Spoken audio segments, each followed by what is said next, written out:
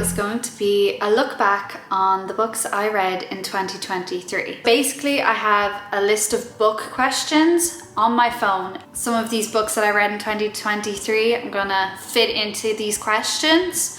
I'm gonna do my best not to repeat books because I want to show off different answers, different books that I read this year. Let's get going. First, I have the most disappointing read of the year. So of course we're starting really positive and happy.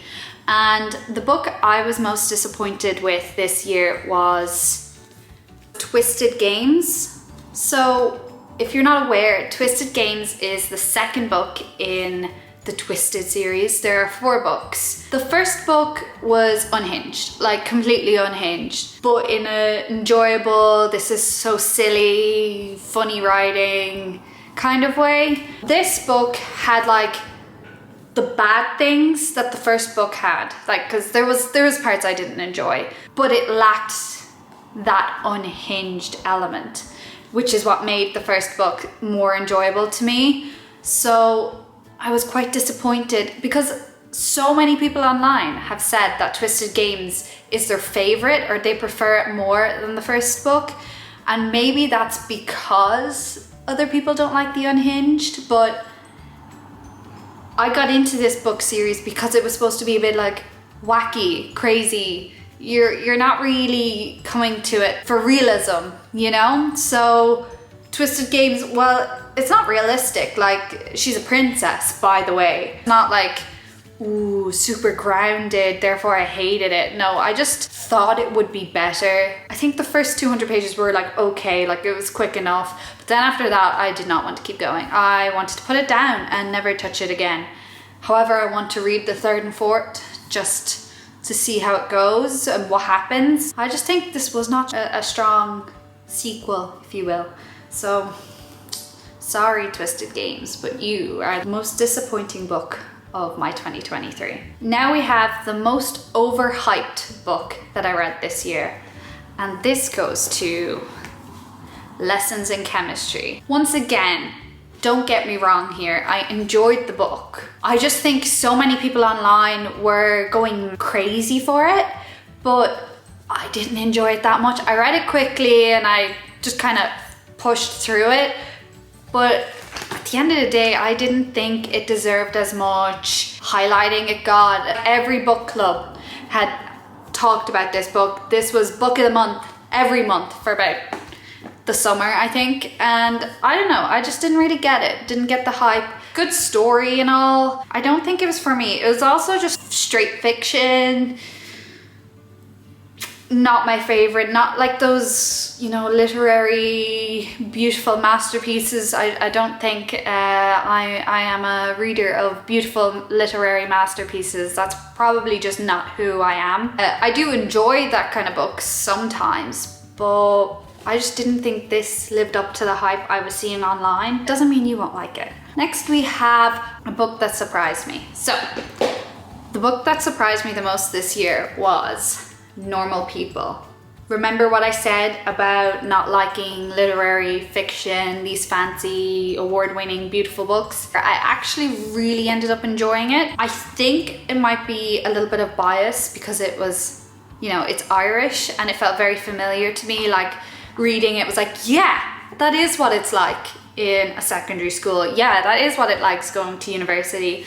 So I found it quite relatable, and it felt nice to read a book about where I'm from and by an Irish author as well. It was really nice to be reading an Irish book by an Irish author, clearly written by someone who had a lot of care what she was saying in her story. So I really enjoyed it. I was not expecting to enjoy Normal People as much as I did. Next we have favorite book couple. There's definitely a few that fall into favorite book couple, but again, I am trying to stick to one book per category and not overlap categories. So I chose Gus and January from Beach Read. This couple I pretty much loved from second one. They are supposed to be kind of like rivals to lovers, or at least one-sided rivals to lovers. I think just Emily Henry is really good at writing good boys. This is such a sweet man. He is fantastic. He obviously has his problems, his flaws, but at the end of the day, they're not like deal breakers. He's a beautiful boy. He's just a good guy. And a lot of the time I feel like pure romance can have not so good guys as these beautiful heartthrobs, but they're actually just a bit toxic. They're just a bit toxic. Whereas Gus, yes, he has his problems, but he is just super sweet. I loved him. I love their interactions. And then January, she is a hopeless romantic. She's a romance writer in the book, and she's just given up on love a little bit because everything she ever knew basically came crumbling down. It's a whole thing. But her learning to love again with Gus is super sweet, and I really enjoy them. I think they were a really good, healthy couple to read about, so I really enjoyed those two. Some honourable mentions in this category are like Percy and Annabeth from the new Percy Jackson book, Aelin and the person she ends up with from the Throne of Glass series, don't want to spoil it. There's Feyre and who she ends up with, also don't want to spoil the ACOTAR series. So all of these are book couples I really enjoyed this year. I'm gonna stick January and Gus on top. Next we have favorite characters. Okay, so that's also such a hard one to pick. It's almost like picking your favorite book, which I did not pick a favorite book this year. Favorite characters, hello. I did pick some characters. It's basically Aelin and her whole troop of people. I love these characters so much. The Throne of Glass series is just insane. I finished it in January this year, so I get to sneak Aelin in and all of her friends. Each character is so fantastically written, I suppose. I really enjoy all the dynamics, everything. And then Aelin herself, I really like her personality. She is very clever. I enjoyed all of the plot twists throughout her series where she's just doing insane stuff, and she is 50,000 steps ahead of the reader, which is incredibly impressive. I can't pick just one character. Well, if I had to, it would be Aelin, but I just love everyone else so much. All of these characters I am so in love with. Best characters, I think. Next we have newest favorite author. That has to go to Tracy Deonn, the Legendborn author. So again, I was kind of behind in reading Legendborn. I think it came out a year or two ago, and I only got it this year, 2020, right? So it's not new anymore. But when it did come out, it like best debut pretty much ever. Incredible, absolutely incredible. I will read pretty much anything she writes from now on, purely because I love this book. I have the second book.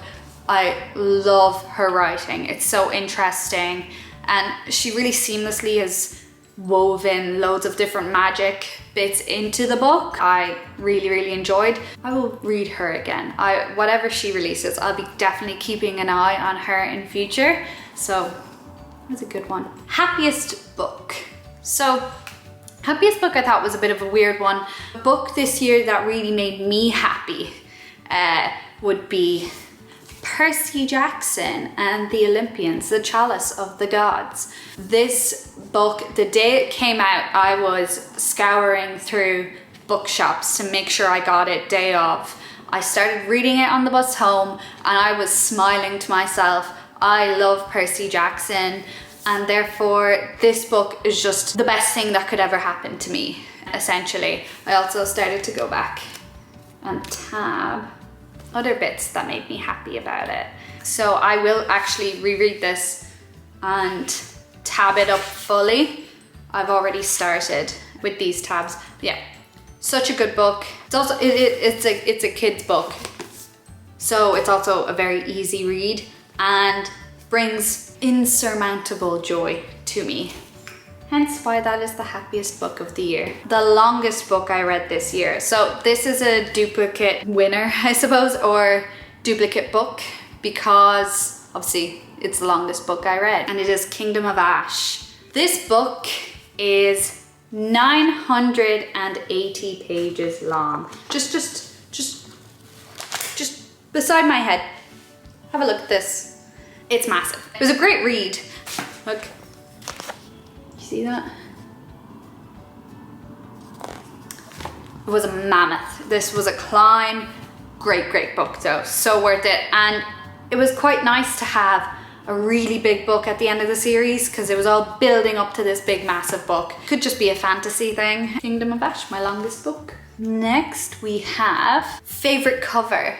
I feel like a book video, any conversation about books that I am involved in will include something by this author. So this is probably my favorite cover of the year. It is The Chain of Thorns by Cassandra Clare book. This is also a very big book, by the way. Let me get you an alright look at this.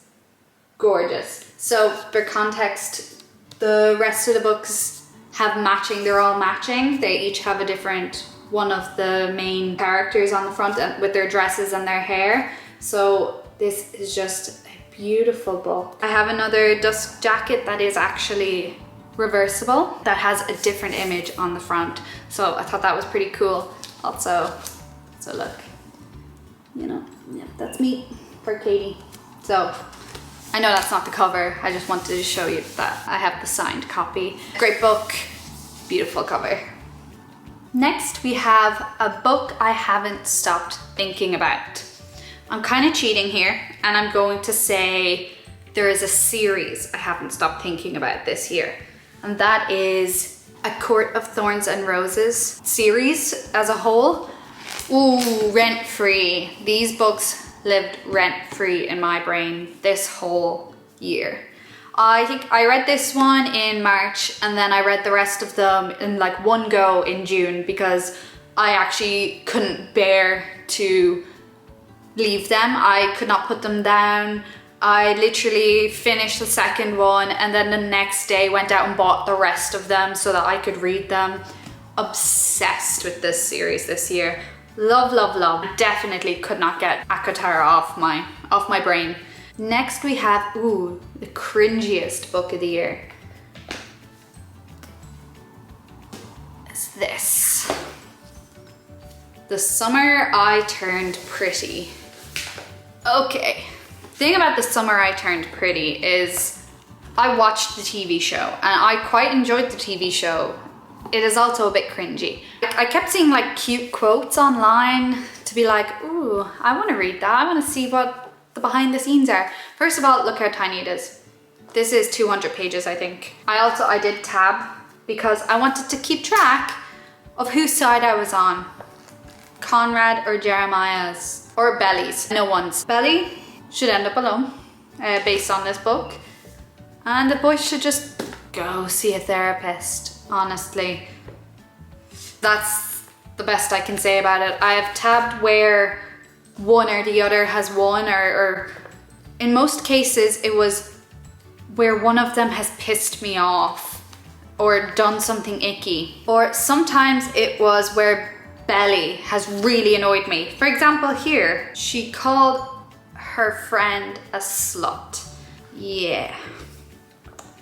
Great, Belly, great behavior. Belly hates women, confirmed. And I didn't appreciate it. Oh yeah, she wasn't that smart and confident. I'm just saying she wasn't that smart and confident. Yeah, she was saying that about her best friend. Just bad vibe from Belly especially. Very cringy, very cringy. Some old views in here. Again, when was this published? 2009. Yeah, it kind of shows. It has aged poorly, in my opinion. Next, we have an unpopular book. I used Goodreads to find which book had been shelved the least, or like read the least, according to Goodreads anyway.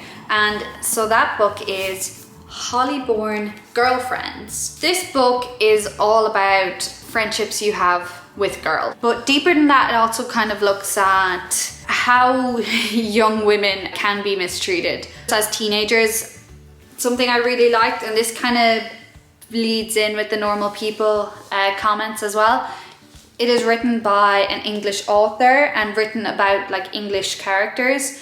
And so there's enough similarities between what goes on with English teenagers and Irish teenagers that felt really nice to be represented. Like, I really related to so much of this book and so many of these interactions I've had, and they're not all good, but it was nice to see them written down. And so I think I gave this 5 stars. Like, it's a really good book. Not many people have read it, so think of this as my obscure recommendation from this video, because I love Holly Bourne so much. She writes incredible books. So really, really, really recommend Girlfriends. Cheeky little signed book also. They had them in the shop and it had like a big signed by author sticker. So I literally just picked it up because of that. I was like, I don't care. I don't usually go for hardbacks because they're more expensive, but if it was signed by the author, I don't know when I would get that chance again. Then without the dust jacket, I think that's pretty cute also.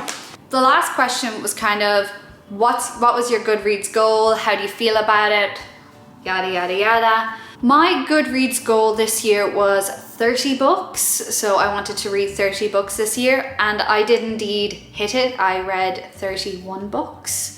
I think last year I read 36 books. However, according to Goodreads, I read more pages this year. So I really think that comes into, you know, I was reading less books, but like I was reading more books like this. That is a massive book. Obviously, reading doesn't have to be about goals. I just like them. I really like setting goals. So for next year, I think I'm gonna be boring and just set it up a little bit, like 32, 33. I gotta be realistic.